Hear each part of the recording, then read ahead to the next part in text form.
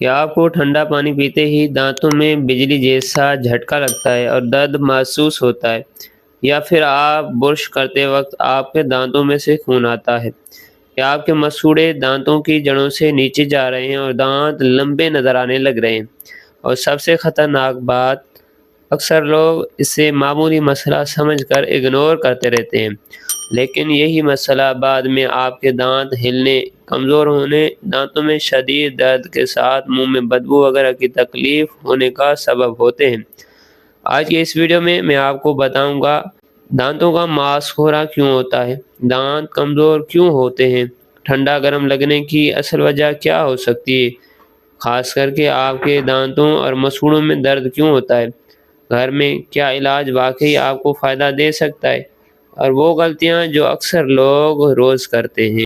मैं हूं डॉक्टर वाहिद बख्श, और आज हम बात करेंगे एक ऐसे मसले की जो पाकिस्तान और इंडिया में लाखों लोगों को है, लेकिन ज़्यादातर लोगों को पता ही नहीं कि इनके दांत आहिस्ता आहिस्ता कैसे ख़राब हो रहे हैं।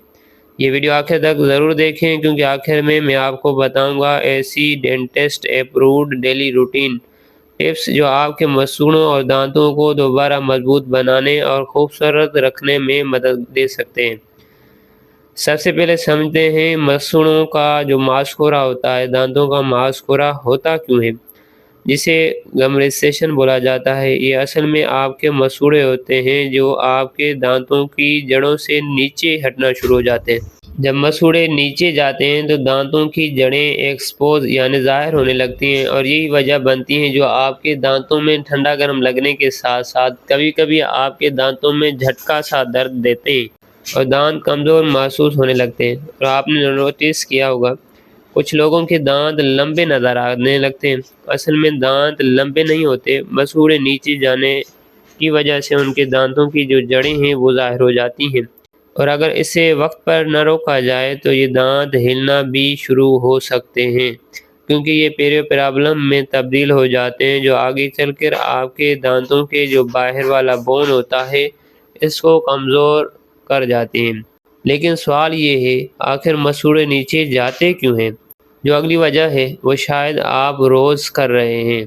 बहुत ज़ोर से आप अपने दांतों को जब ब्रश करते हैं तो ब्रश करने के दौरान आपके मसूड़ों में ज़ख्म हो जाते हैं, जिसके सबब आपके दांतों की जड़ों से मसूड़े पीछे हटने का एक सबब हो सकते हैं।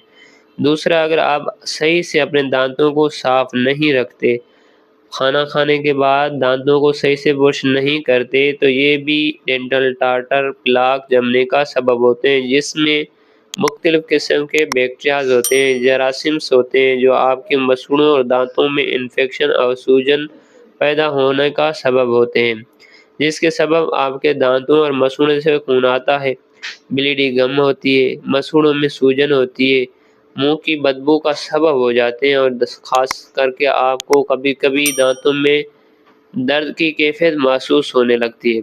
इसके अलावा ये तो हो गई जो वो प्रॉब्लम जो आपके अपनी सेहत के मुताबिक रूटीन के यूज़ में होती है।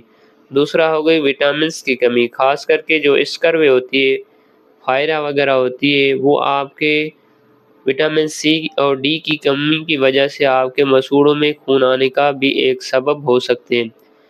कुछ लोगों में ये स्मोकिंग की वजह से भी प्रॉब्लम ज़्यादातर देखा जाता है। जो अक्सर लोग स्मोकिंग करते हैं, पान, नशा, सिगरेट वगैरह इस्तेमाल करते हैं, तो इनके दांतों और मुंह की सेहत बेहतर नहीं होती, जिसके सबब इनके दांत खराब हो जाते हैं।